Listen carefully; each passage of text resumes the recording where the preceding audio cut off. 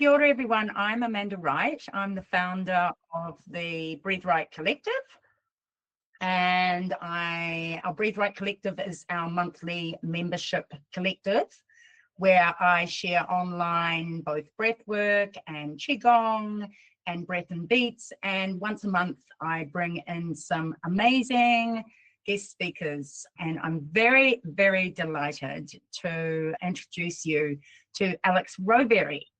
So Alex has played an enormously big part of an important part in my own journey with Qi Gong and a little bit of understanding around the traditional Chinese medicine world. And Alex holds a biomedical degree and has studied the neuroscience of electro-acupuncture, applying these sciences and practices to Qi Gong and breathwork through her clinical work as a neuropuncturist. Alex was also one of my teachers during my Qi Gong Teacher Training in Bali back in 2024, where she taught the breadth and the depth of traditional Chinese medicine, with Qi Gong sitting right at the heart of that system. Through her work, Alex integrates modern neuroscience with ancient wisdom, traditions, helping people to better understand how practices like breathwork, acupuncture, and Qi Gong can support nervous system regulation, reduce inflammation, and bring the autonomic nervous system back into balance. As the founder of Alex Acupuncture, she brings both scientific insight and embodied practice into her work, supporting clients to build resilience, improve oxygenation, and restore vitality through breath, movement, targeted acupuncture techniques. I'm really looking forward to diving into how these worlds intersect here tonight. Alex, it's great to have you here. Thank you so much for coming. Thank you so much for inviting me, and I'm so wonderful to see so many of you here. I'm blown away by the response, so thank you. Yeah, beautiful. Okay, Alex, so let's crack right on in. So can you share a little about your journey and how you first became drawn to traditional Chinese medicine, acupuncture, and Qi Gong? Yes, well, it was a journey really that Chinese medicine and Qi Gong and breathwork really found me. I was very lucky to have a grandfather who was practicing in a very similar modality to what I do now, which is the electrosciences, and he did radionics. So as a small child, I used to sit in his clinic, and he also used to administer herbs, make his own herbs. He used to import herbs from China, and he did some acupuncture. So that's where I got my inspiration to have my own clinic. And then I just really fell into it because I saw how my teacher, who now was part of the lineage of Forest Rock, and Amanda's all part of that lineage now, coming from our master called Olatunji. And so I saw his face on a pamphlet, and that's where I just decided to actually follow him and his teaching and join the New Zealand School of Acupuncture and Traditional Chinese Medicine. And that was like nearly 18 years ago now. Amazing. And was there a moment when you realized that the ancient medicine and modern neuroscience could meaningful intersect? Or, where did the neuroscience or the neuropuncture aspect come into your practice? And maybe explain a little bit around what neuropuncture is as well. Sure. Yes, this was a really interesting journey for me. I fell in love with traditional Chinese medicine and everything that went with it in terms of its ancient knowledge. And I still never ceases to amaze me how the ancient doctors knew about the body. They knew about the spine, they knew about the dermatome lines, they knew about nerves, brain, heart. They measured organs and weighed them way back 2,500 years ago, and they got that all correct. So I always marvel at that. So I fell in love with Chinese medicine. I got my degree, my health science degree, and my diploma in Tai Chi and Qi Gong and teaching, and I just threw myself into it in those first 5 years. And for me, I got to 5 years, and although I had some response and some clinical outcomes that were working, it wasn't cutting through our 21st century pathologies. There were so many more things around now in this 21st century, and I wasn't getting the results in the clinic that I wanted. And so I was taught by my grandfather that we can always do better. You know, we can reduce pain. There are different methods to always look for another way. If what you're doing isn't working, then he used to always say to me, if you do what you've always done, then you'll get what you've always got. And so I actually went to Pete Larkin and I said, look, hey, you having the same issue in the clinical space? Are you finding that we aren't quite getting there? Are we not being able to heal people? We're not being able to help with heart pathologies or depression that's been clinically diagnosed for many years.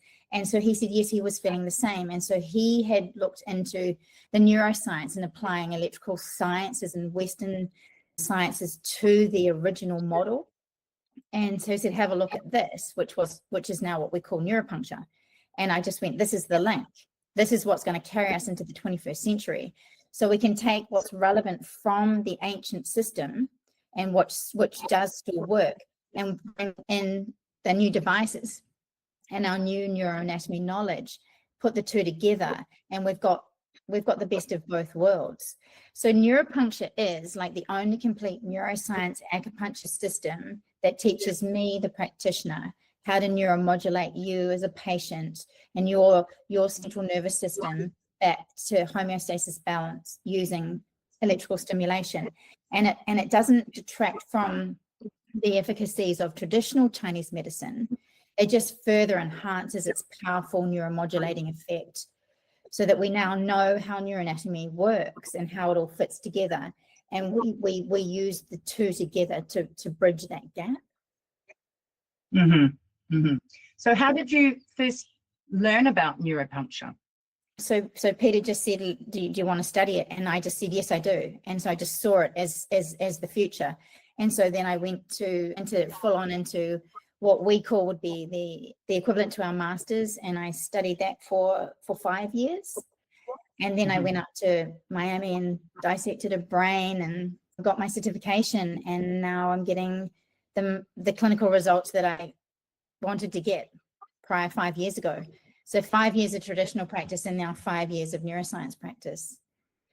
Was that what you were asking, Amanda? Does that make sense? Yes, I was just trying to work out the journey to where you are now. Yeah. And so now we're getting clinical outcomes that I haven't seen before. And we are treating Down syndrome people. I'm treating Parkinson's, and we reduced the tremor within the first minute on the table for most of our patients. We're changing the neural signature for people with afibrillation. We can treat macular degeneration now, like tinnitus, all those areas in traditional Chinese medicine we couldn't get to. We couldn't reach the nerves. We couldn't reach the brain. We couldn't change the neural chemistry of the brain. So we can activate the dopamine receptors now by using really two traditional points.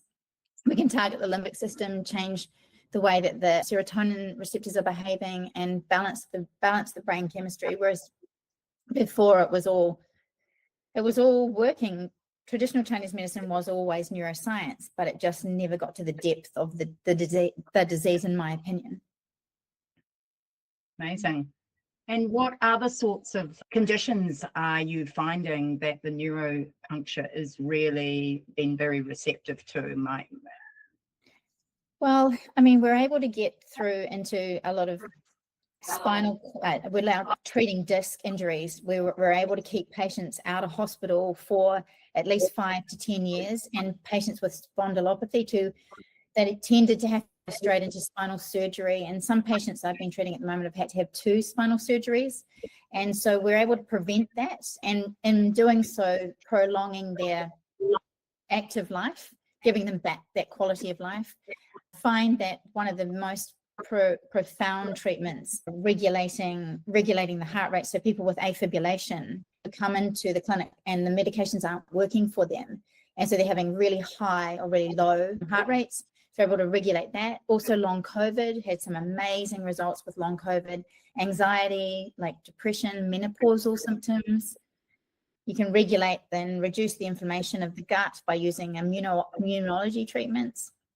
At the moment, I'm treating a lot of patients who have been diagnosed with stage 4 and stage 5 cancer.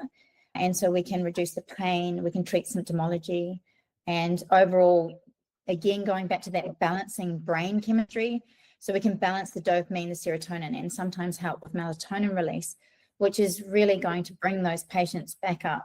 So we have a baseline, we have a chemistry, and I like to describe it like this: we have a baseline where we should be sitting. And a lot of our patients that are long-term chronic pain patients with migraines or with cancer, that brain chemistry can drop way down. So when we apply the protocol for our brain chemistry, we call it like the depression protocol, we can bring that brain chemistry right up to homeostasis balance, which gives you back you again. You feel like yourself, and you have better coping mechanisms with everything that you're going through. Yeah, it's quite good. There's only 4 of us in New Zealand that are doing it at the moment. Amazing. And I also understand that brain injuries, PTSD, these yes, there is that. That is especially of interest. Thank you, Amanda. having a lot of concussions, a lot of patients with whiplash, a lot of patients that have long-term inflammation from encephalitis, like patients that have come through really bad car accidents, motorcycle accidents. We can really help them restore and give them back their quality of life. And it is an area of interest with me. And a lot of patients suffer from pain after those injuries, and so therefore we can reduce that, profoundly reduce their pain. Amazing, incredible. I am getting some people asking questions in the chat, so if we can hold those, if you do have questions, we will have some time for some questions and answers at the end, because they're asking what other things you might be able to treat, and I guess we can talk a bit about that later on. So awesome, absolutely amazing, beautiful. And so then just coming to how has, back to Qi Gong, for example, because Qi Gong is such a pivotal part of everything that you do as well. So how has your personal practice of Qi Gong shaped the way you work clinically? Great, that's a great question. When I saw that, I was like, that's amazing. So I was really lucky to go through my degree. I did my Qi Gong diploma and Tai Chi teaching diploma at the same time. So we did it's called a medical Qi Gong diploma. And so that really was, it is used how we use it now, Amanda, in teaching classes and internationally and teaching large groups. But originally it was taught to me to use in the clinical practice. So to use alongside the acupuncture and the traditional Chinese medicine. So each patient that I treat, most patients that I treat, will be given their acupuncture or their neuropuncture treatment, and then I will prescribe them a medical Qigong exercise that's directly related to their pathology. So for instance, it might be that they have asthma, and so we would prescribe what we call wave hands over leg, which is one of the exercises in our Shu by Shu form. And so that's how I've shaped my whole clinical practice right from day one, was always to bring Qigong into the clinic space. So for me, teaching bigger groups was quite new. I was always teaching individuals and smaller groups in my clinical practice, so it shaped it. I think it makes my practice quite unique, because I've had that right from the start, and the results of using movement and breath together is and the acupuncture, it just changes the way that the neural signature in the brain. So yeah, I'm very blessed to have learned both together. Amazing, thank you. So from a neuroscience perspective, what is happening in the nervous system when we regulate the breath? See, that's like such a huge question. So have you got a week? No, I will try and keep it brief. So it's amazing that you asked that. So many things happen when we regulate just the breath on its own without the movement. And what we know under functional MRI is that when we are not breathing correctly, we're not oxygenating our blood to the level that it needs to be, our brain shuts down. And I did have a little slide here to show you of that functional MRI. We can lose through deoxygenation of our blood. We can lose up to 3/4 of the brain in terms of its function, and we don't lose it as in it dies. What happens is it just shuts down those regions. So we call it the brain's not lit. This happens with depression too, and changes in brain chemistry, but it also happens with changes in oxygenation to the brain. And the synapses and those areas, the brain does not work as one unit. There's 52 Brodmann sections in here in the top cortices. And so each one of those communicates to each other for us to have optimum homeostasis balance. and for our brain and bodies to be working optimally and healthily. And so what happens when we breathe properly is the brain's relit. And there's very similar, there's very similar MRIs that I have with breath work. We don't have breathwork MRIs that show after Qigong and before Qigong. That research is still in progress. But what we do have is we have imagery that shows from a brain, a non-oxygenated brain to an oxygenated brain, and it's about 3/4 can actually be switched off. So it's incredible. Wow. And everything happens in our central nervous system down. So then when our blood's oxygenated, we have a pH level that should be where it is. Our ATP is, so ATP is when the cellular respiration changes, and it converts glucose and many other nutrients into ATP, which is, we call ATP like our energy currency. So oxygen creates ATP respiration. Obviously, it changes the neurotransmitters and neuropeptides in our brain. Oxygenating our blood and breath work, which is, and what Amanda's so brilliant at, it actually produces serotonin, oxytocin. It can regulate the pituitary gland so that your distribution of hormones for males and females is distributed throughout the body more evenly and more. It's delivered to the place that it's supposed to be delivered to at the time, so it can actually reduce menopausal symptoms, migraines. It's one of the most easiest things that us humans can do, but it's one of the most profound changes that can regulate our bodies. I hope that makes sense. Yeah, it does. It was great. That was a very well put together explanation. And of course, our breath is just at the tip of the nose, right? So yeah, so we can do it. We can do it. We can do it on our own. We can take control of our own wellness by changing just that one breath. We can just do conscious breath work. And in neuroscience, we have a point here in the top of our head that in Qigong, we have a point here that we use to sort of direct breath to. And we have now functional MRIs that if you have pressure on that point and you're focusing on that point with intention, you can actually increase blood flow to your brain by 50%. Wow. So it's something that the ancient Chinese doctors already knew all of this, and we are still finding that out. And we do have all the neuroanatomy knowledge and devices now to do so. So it just helps. I always felt when I was teaching students and talking to people about Qigong that there was always people in the 21st century wanting more of an explanation as to what breath work and Qigong can do. And to me, this is the link, the neuroscience is the link. And I know that you're going to ask me this question, but I think this is right to say it now.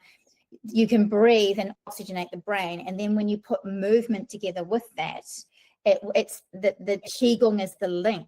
So your brain then links with the movement. So you have control over your ascending and your descending signals. And to me, the Qigong is the link between that. That's that the movement makes your brain grow. It changes the way that your eyes focus. So what happens is that we sometimes have trouble as we age, or even younger people with smooth pursuit and holding that stability gaze. And so we have about six nerves here in our eyes that link to the muscles all around. And I won't go into each individual nerve or muscle, but those 6 nerves then link back into the brain, and they actually communicate with nearly 3/4 of our brain. And so when we are doing both the breath work together with the movement with Qigong, we are activating the entire brain through our eyes and following movement, which then communicates with our cerebellum, which is in charge of like our finer motor skills, but it's also in charge of our gait and our balance. It links back to our optical nerve and our sort of visual center here. We have another tracking device here, which is our apparatus, our visual field. And when we're moving and with the Qigong and the breath work together, you're literally growing and changing your brain, because we still can as adults, and we still can from birth till death. We can change that with the right stimulation to our brain. And I find that so exciting that by breathing and watching our hand movement, we can grow our brains. We can change the way we balance. We can change the way we stand. We can change our pain, our inflammation in our body purely just by standing, breathing, and moving our arms. It's simple. I can vouch for that. I've got so much braining since I've been doing Qi Gong. Yeah, well, yeah, I know. It is though. and it is to do with our oxygenation, but it's also to do with how the sensory input back to our brain. And when we do oxygenate our blood, that means our organs are getting the correct nutrients and distribution of neuropeptides, but also the sensory input from our vagus nerve comes through our organs mainly, and our spine. And we have spinothalamic tracts that track proprioception, which is about where we are in time and space. So all of it's connected, but specifically with the vagus nerve organ, it brings sensory information from the organs back to our brain. And when in the 21st century, there's so many stresses on our body, that information can come back dysfunctionally, which then changes the way that our brain works. It can shut down chemistry. It can change the way that our relay system in our brain's working, and it can send out dysfunctional information then back to our gut, to our bowels, to our heart. And so we will feel unwell. But if we can correct that through breath work and movement, you automatically have regular sensory input coming back in. So remember, we've got from the vagus nerve, it's all sensory input, and from the motor cortex, it's always descending down. So you want both to be happening to create optimum homeostasis balance. So I hope that's amazing. Wow, that's just awesome. Mind-blowing, literally mind-blowing, just incredible. Oh, have I got everyone? Oh, yes, I have. Sorry. Beautiful. My screen went slightly blank, but briefly there. Beautiful. So therefore, you've just answered my next question all in one there. That was beautiful. So when people talk about Qi, how might we interpret that through a modern physiological or neurological lens? So yeah, look, this is an absolute age-old question. Like, what is Qi? Like, it's been asked throughout history for thousands of years. It's been debated by the Greeks. It's been debated by the Egyptians. It's been talked about by Galen and Hippocrates and all the Italian doctors. It is actually air. And for neuroscience, we've translated it more into electricity. It's always been around the fact that it was mistranslated and called energy by somebody who was looking to change that literal translation. But if I think people want to look at it, and from my perspective, in terms of a neuroscience aspect, it's about neurotransmission. It's about, we are electrical beings. It's about blood follows nerve flow, follows air, which is Qi flow. There are obviously, there's more to it than that. There is a lot of quantum physics and electromagnetic field information and new research that's going on around that. So we all know that it's not just air and oxygen and electricity. There is way more to this earth than that. But in terms of neuroscience and what we know now, Qi is air. It was translated as prana and breath. It was translated as vapor. The original Chinese Qi symbol, it showed vapor. It showed vape. And so that's what I know it's been debated, and that's how I see it. And there was lots of dissections done way back then too, and they always described it as, there was another pneuma. The Greeks described it as pneuma, which is air. That's right. That's how I see it, and that's how neuroscience does see it today. Beautiful, amazing. Thanks, Alex. Very exciting. And I could talk about that for another hour if you guys want, but it's probably not going to interest you. But yeah, it's the biggest debate, I think, in Chinese history of medicine. Really? Wow. What is amazing. Qi? Yeah, it's huge. So I hope you guys understood that. So it's our life force, our vital energy, right? That's our life force, our vital energy. Yes, it is our life force, which is air, right? Without air, we don't survive. So in terms of, I think that the mistranslation happened in the 1900s, actually, by a French bank clerk who he now apparently admitted on his deathbed. He forged those documents because of the quantum physics fraternity and the change that was happening in France at the time. And he wanted to put quantum physics on the map and called it energy. Wow. Wow, But it fascinating. changed the yes, entire course of Chinese medicine in doing so. Yeah. beautiful. That's a bit of a tangent for Excellent. you, Amanda. Yeah. So, is science beginning to validate what ancient traditions have long understood about energy, rhythm, and regulation?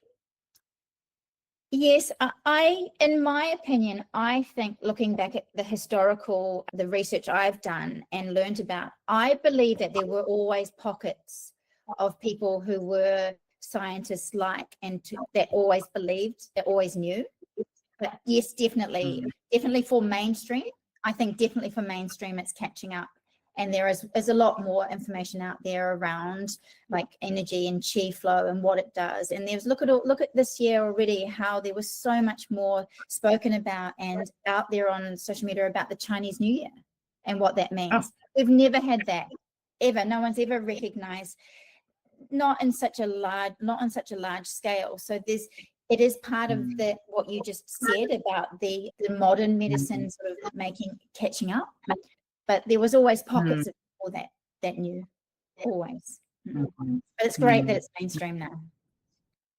Yes, definitely. We've heard a lot about the fire horse, right? It's been huge. I mean, it is a fire horse year, which is quite a significant one, of course. It is. But, yeah. So, yeah, amazing to see all that information and conversations around that. And it is, and it is to do with the fact that everyone's catching up. Everyone's catching up with the Chinese medicine and what it actually does mean. And then, the link with neuroscience, people are also getting that.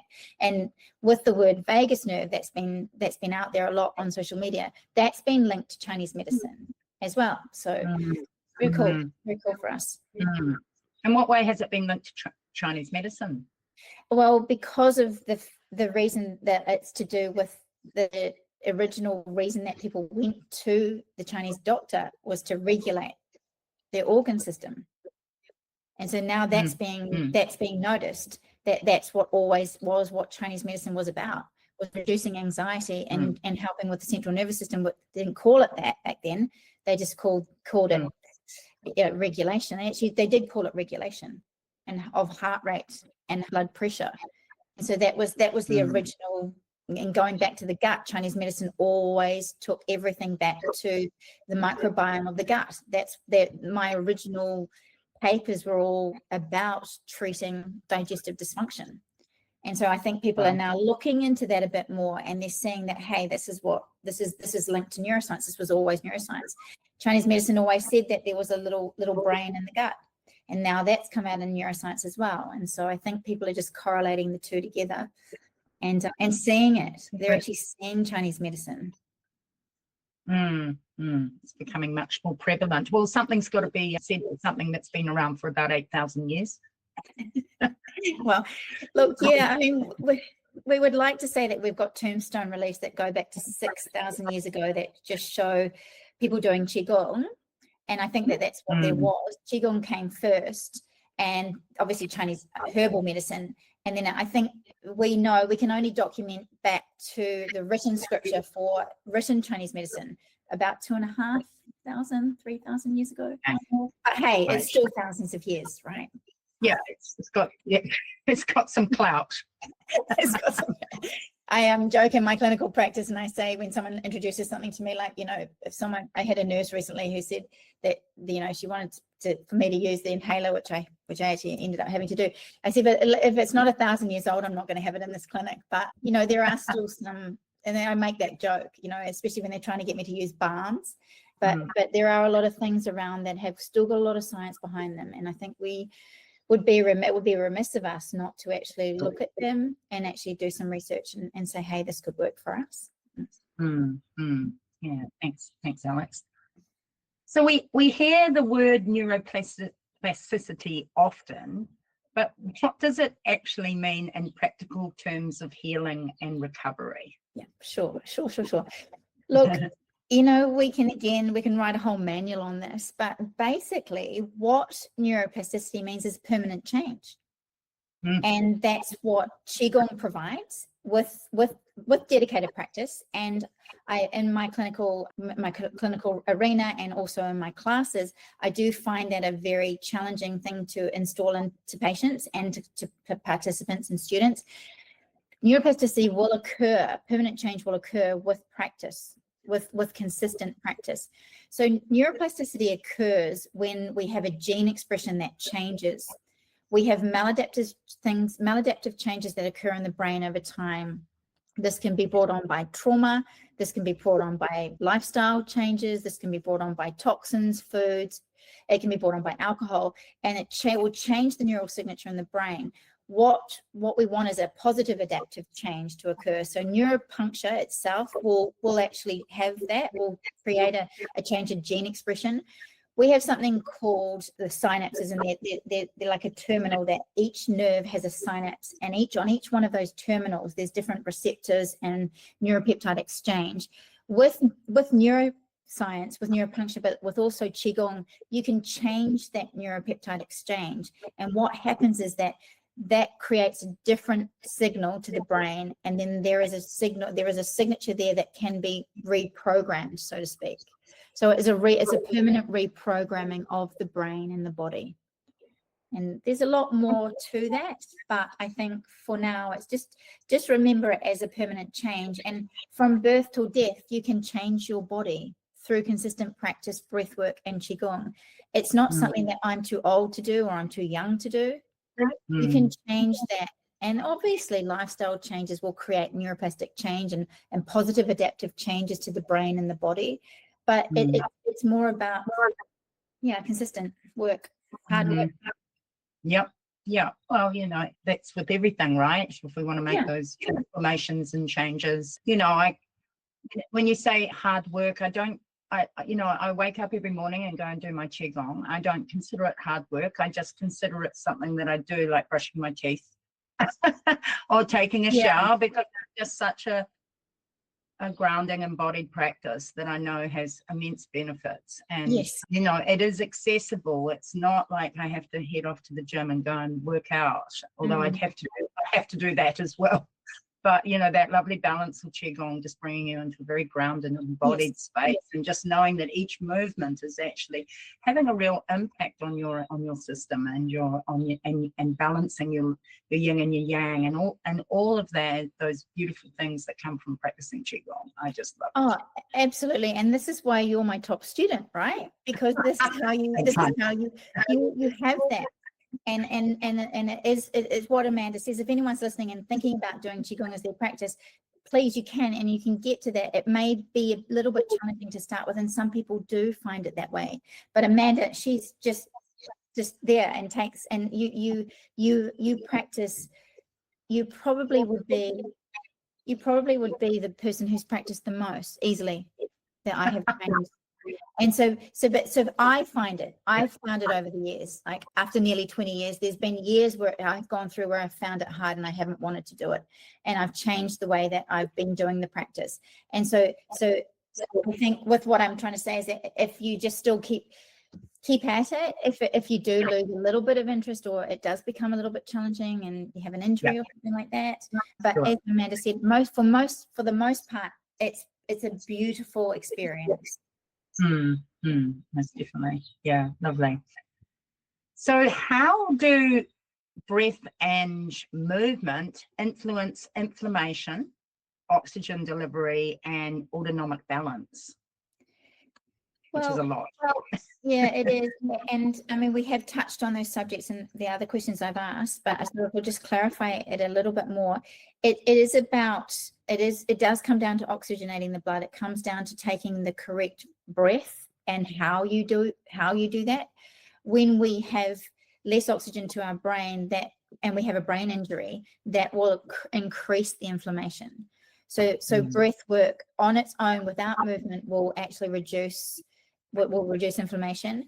Breath work on its own without the movement will change. We have a different we have a default mode network in our brain, and we have a task positive network, and we can switch between the two. And so when we go into default, when we do Qigong and breath work with the movement together, we go into sort of what we call a default mode network, and that will create an immune response. So that takes us sort of more into like it's more of a daydreaming state where our body will actually start to look at what's going wrong and and change the nutrient response, and it will change the way that the pituitary gland is sending information. So that happens as well. It will switch from our fight or flight mode when we're doing the movement together, and it will change into parasympathetic tone rather than sympathetic, which is fight, and then flight is sympathetic, and parasympathetic is more rest, digest. So that happens when we're doing the movement, and to me, it's a link between changing that, and you have less anxiety, obviously, less depression. It will change. It will give you oxytocin release as well as serotonin.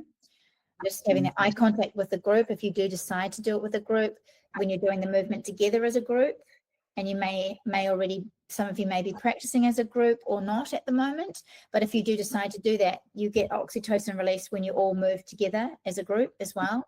So that will then reduce inflammation, it will regulate heart rate, it will boost the immune system too, the immune system and better and more functional signaling back to the brain. Yeah, I know that maybe be cementing information, and I may be repeating a little bit here, but I guess that's how we build these knowledges of tower. Towers of knowledge, sorry. The towers of knowledge. I like that. Yeah. It's cementing information. And that's one of the things that my master Olatunji used to say. It's like cement the information to build your tower of knowledge. Oh, beautiful. Let's do that together. I like that. That's fantastic. Yeah. And why do you believe that nervous system regulation is so central to health in the 21st century? I think it's so important because we have so many outside influences in our life. So there's been a recent study, I think there was something like 6,000 noises, adverts, and videos, and our own normal home as well, bombard us every day. Like 6,000 different ways, light, sound, and we are having an increase of neurodegenerative diseases. We have a sleep deficit around the world. So every single country at the moment is everyone in populations. It's only been done with a small population base, but they're only sleeping 6 hours. We need to be sleeping between 7 to 9. To regulate our immune system and our central nervous system, and regulate our bodies back to homeostasis balance. So that we have a sleep deficit around the world, and largely to do with artificial light and computer work. So that's why I think it's so important now to take it back to the basics, take yourself out of those environments and practice outside in the bush near rivers to actually stop that bombardment. And that's what's activating our central nervous system or deactivating it, and that's what's holding us in flight mode. So I think that's one of the biggest reasons for me, and to be able to regulate sleep, because sleep is what will actually, at nighttime with our sleep, the cerebral spinal fluid comes up over the top of our brain stem, and it actually washes our brain, and it gets rid of the amyloid plaques and tau proteins that actually create Alzheimer's. And so we've got a global sleep deficit and potential aging population worldwide that is going to have neurodegenerative diseases, that is going to be, in the high end. So if we can just do that one thing, I think that's what's really important. I hope that answers. So you mentioned sleep. So, through the practices of Qi Gong or neuropuncture, are there specific practices that will help with our sleep hygiene? And 100%. There are like specially designed Qi Gong practices and breathwork practices that will help with insomnia, regulate breath, regulate heart rate, blood pressure. The neural signature changes with AFib. That Qi Gong can really help with that too, but neuropuncture would probably be the one to go to, because that's sort of more like high-end healthcare. But 100%, if you did one Qi Gong protocol or practice for insomnia at night, if that's what you had, quite a few of my patients practice our forest rock, and she no longer has, but she also practices that combined with the Shubashu, or she might combine it with other and take each exercise which is relevant to her. But if you are suffering from insomnia and you're listening to this podcast, please do contact Amanda or myself, and we can show you that how to do it. Within minutes you can learn it, and it will take time for you to cement it in your brain, but it's quite a simple practice, the insomnia one. Definitely. Beautiful. Thank you. So, oh gosh, I should have asked this ages ago. I mean, I think I'm repeating myself on this question around neuropuncture and how it differs from traditional acupuncture. You will know, but I think it's actually probably quite valid, because people, so maybe you could explain a little bit around what actually happens in the process of neuropuncture. It's a really good question, and I don't know if I have my little machine here, but it's so different, because traditional Chinese medicine needles we just call manual. Now we just call manual manipulation. And so neuropuncture is all to do with electrostimulation of the needles. So we have these amazing new devices that came out, and I've got one that came out in 2024, and all FDA approved, and it has these tiny little clips, and you actually just take the needle and clip it on. I was just looking to see if I could demonstrate that for you. And then what we do is we will diagnose you, and then we apply the actual specific frequency to your diagnosis. So the vagus nerve has a specific frequency that we know we can recruit with our device. And so we know how to access the vagus nerve. And so we find the fiber that's responsible for regulating heart rate. And so we place the needle in the air, then we will clip the device to it and target that specific nerve with a specific frequency. We know that the dopamine receptors are responsible. We know that that's 2 hertz. So we would target the actual brain region with a specific frequency. We know that if a disc injury has occurred, we have a specific frequency for that. Whereas before, with manual needles, all that traditional Chinese medicine did was just stimulate that manually. So the big difference with neuropuncture is that it's all electrostimulation, and a lot of people probably don't realize that so much. And it's very pleasant. Like, obviously some of the needles hurt slightly sharp when they go in, but when the machine goes on, it's a very gentle tap that's regulated. And so therefore each one of our protocols around the world can be reproducible. And that's why we're getting such good clinical outcomes, because it's the same, someone needling here in New Zealand and someone needling in Australia or in the UK, we're getting the same needle with the same stimulation, and we can reset the vagus nerve with that specific frequency. And organs have a specific frequency. So we have like diabetes, we would do a diabetes protocol, which would have a set frequency to target that particular organ. The median nerve, the same. We target the median nerve for anxiety, to release serotonin, but also to help with blood pressure. There's different frequencies. We can target the brain for neurodegenerative diseases. We use a higher frequency. So all of it's frequency-based, specifically targeting nerves, brain regions, and structures.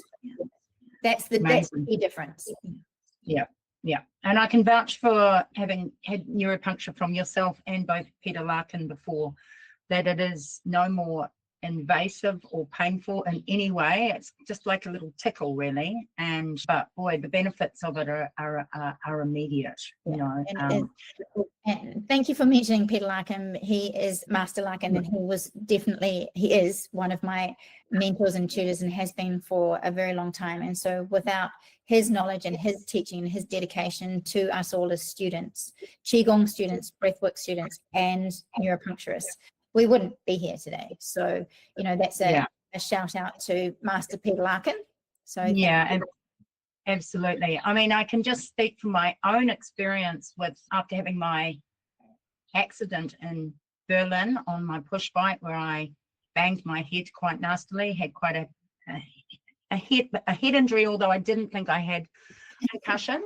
And it wasn't until I got to Bali and Alex gave me a treatment, and she did these tests, because I'm like, no, I don't think I've got concussion. I'm not feeling dizzy. I haven't got any headaches. And then you took my blood oxygen levels, and also, what else did you take? My blood pressure. My blood pressure was super low, which is not normal for me. And my blood oxygen levels were really low. And you're like, you so have concussion. And I was like, ooh, okay. But then I want to put that as a testament to Qi Gong, because that was at the beginning of the teacher training. Yeah. Doing every day Qi Gong for 3 weeks, and then getting a a treatment from Pete at the end of that 3 weeks, with everything back to normal. My blood oxygen levels back up to 96. My blood pressure completely normal again. And it was like, wow. So that's a testament to neuropuncture and Qigong as a beautiful combination. It is, and it's a very valid point, because a lot of us are walking around with concussions that we don't even know we have. And so, and you can correct that with Qigong practice and breath work, and link it all together with a little bit of neuropuncture on each side. Yeah, incredible. Happy about that, I have to say. That really did quite blow my mind. I thought it was a great case study. So, and I think we've already talked about the different conditions or patterns that respond particularly well to this approach. So I think we've gone over. Yeah, and I did just want to say about our Qigong practices and how it's all come about and evolved to where it is today. And a lot of people who it can literally change. When we talk about the neuroscience of what it does to our brain, and we talk about the neuroscience of it improving our eyesight or changing brain function, and changing the blood flow to our brains, it can literally change the way that you see the world. So if you are thinking about practicing and changing the way that you are living, or what you're seeing this world is looking like, it's sort of a way to look at changing the way that you see the world, and changing the way that what you might think is there and who you are. So it's like it changes the way, like who are we really? I know that Master Peter Coe says that all the time to us as students, when we're learning Qigong and practicing breath work. But it does change. It challenges who you thought you knew you were. And it changes the way, because it's oxygenating the brain in such a way, changing homeostasis balance and the way that your organ system's working. It literally picks you up and puts you in another place of mind, another mindset.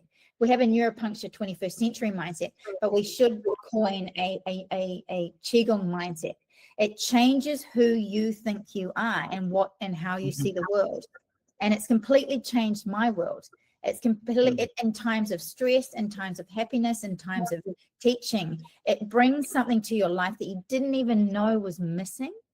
Like it brings something through that I didn't think that when you think you have clarity in your day, and we do what we do, right? We drink lots of water, we change our diets, we take lots of supplements. I take all Chinese medicine known to mankind on earth at the moment. But then when you do Qigong, it changes the clarity. So when you go and practice and you learn your practice and you're out there and amongst nature, or wherever you choose to do it, because you can still do it inside if that's what is adequate for you at that time, you will change the clarity of thought and your decision making. And what will come to you in the Qigong space is something I've never experienced in my life before. It's about improving yourself as a human being, right? But it's also about you coming into being you. You think you're you now, and you are. But it just gives you a whole nother perspective on who you really are. Oh, that's so valid.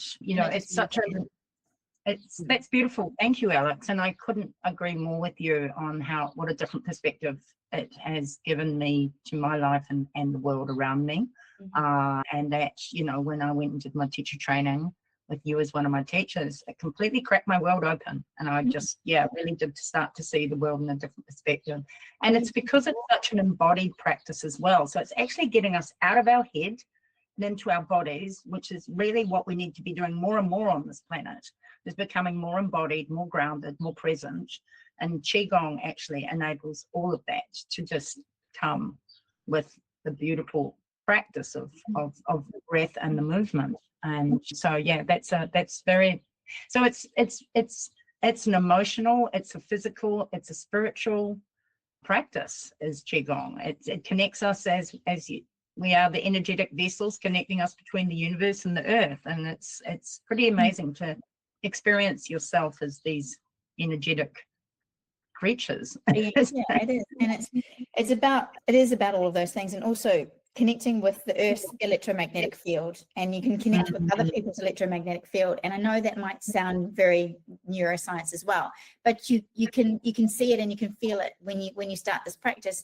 And it's not that we're all out there hugging trees. It's way more than that. We are doing that, but it's way more than that. And I think that if you're thinking about doing it and you're thinking about changing the way that you're living and bringing this into your life for good, it will make you feel and things and change and feel things that you've never even knew were possible.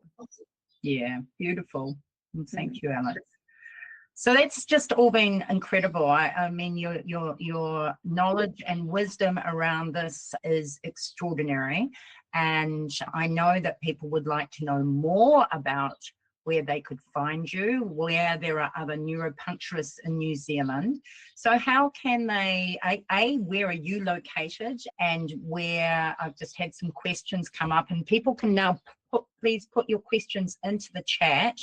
And let's really dive a little bit deeper into that. So where can they find you, and how can they locate other trained neuropuncturists? Sure. And so I'm located in the Hawke's Bay. And so I have a practice here in central Napier.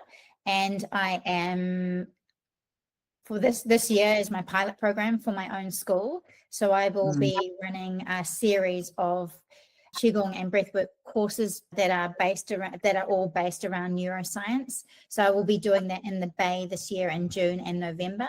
There are other neuropuncturists, if anyone's on board in Auckland, a colleague who trained with me, her name is Umi Yoon, and I can put all of that out to you.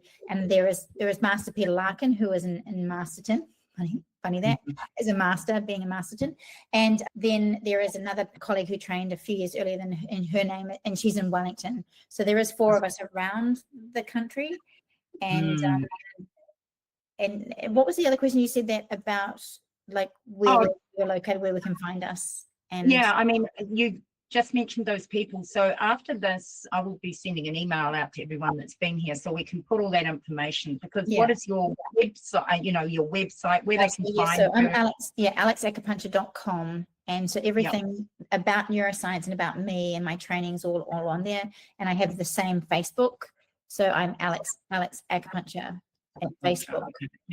And my Instagram's having a few issues at the moment, so I'll send that out as well. We'll get that sorted. Okay, beautiful. Excellent. Thank you, Alex. And there's some other questions that I'll just bring up here. Let me see. So you can, yes. So Alyssa has asked if you can sort her tinnitus and also her ongoing issues with her spine. Yeah, so in the clinic space my small little clinic space, I have 100% strike rate with tinnitus. So yeah, I mean, it might change in the future, but everybody that's come for tinnitus so far has had an improvement. And how long? And I can do this, and we can do spinal treatments always. Right. And it depends on the diagnosis of what your clinical outcome will be. But I've been treating people pre-op, post-op, double spinal surgeries, and we're all having an improvement at the level of your injury.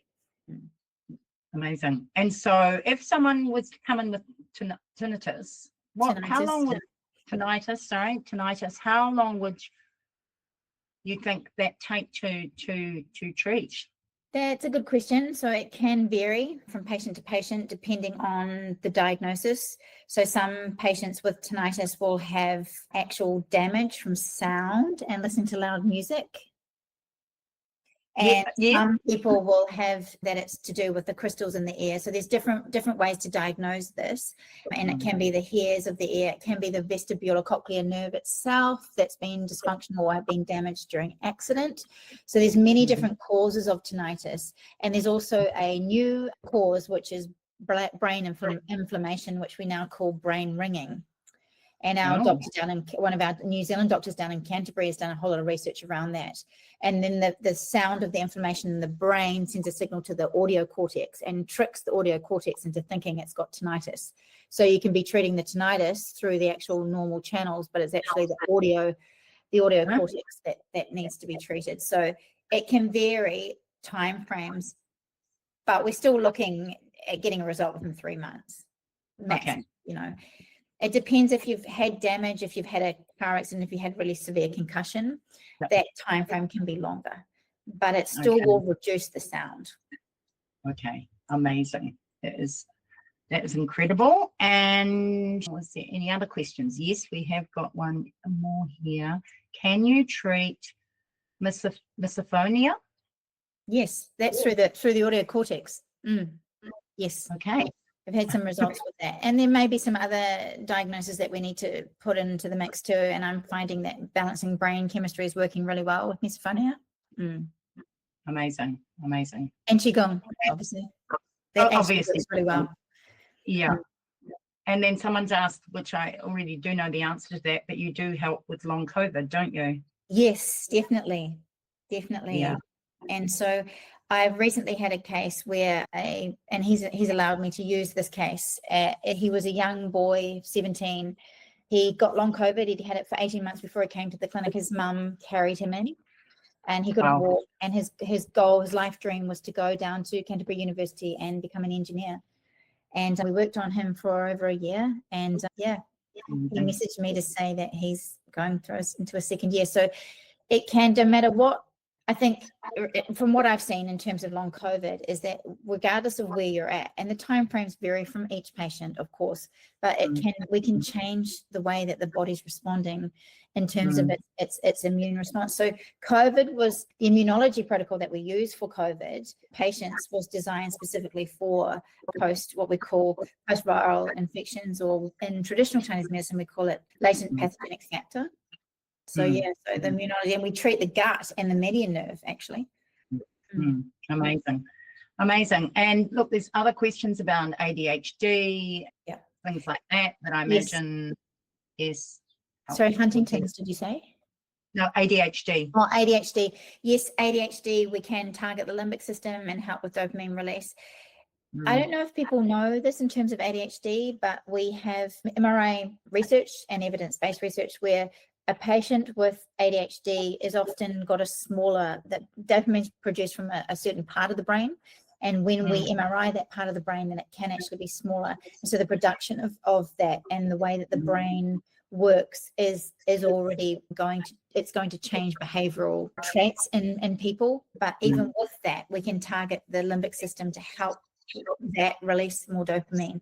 So ADHD is are people in this room, in this podcast, have they been diagnosed with ADHD? So they would already know that it's too much, it's not enough dopamine rather than too much. So we want to help with there's a D1 and a D2 pathway, and the D1 pathway makes us move and go, and the D2 will sort of be like that's the bike, the pedals on the bike, and the D2 is sort of like the brakes on the bike. So ADHD patients tend to not have the D2 pathway working effectively, and neuroscience, neuropuncture can actually help with that.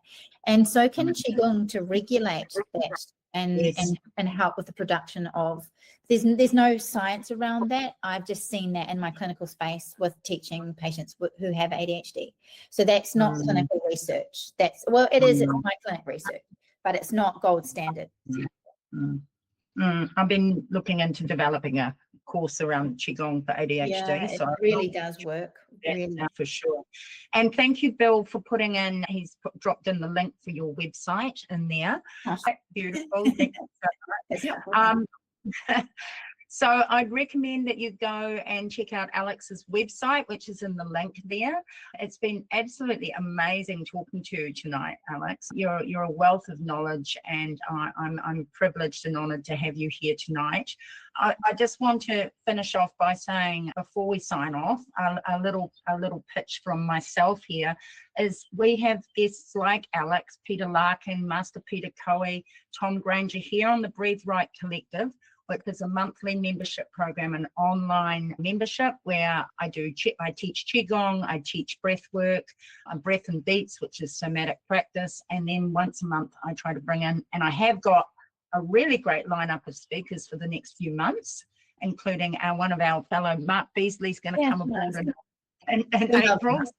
So many great speakers. And what I'm offering to everybody that has attended, that is not already in the Breathwork Collective, is a 30-day trial period for free in the collective. I'm going to drop this link in here, and where you can go and find out a little bit more or go straight to checkout. Now, it's a really quick offer to everyone that's been here.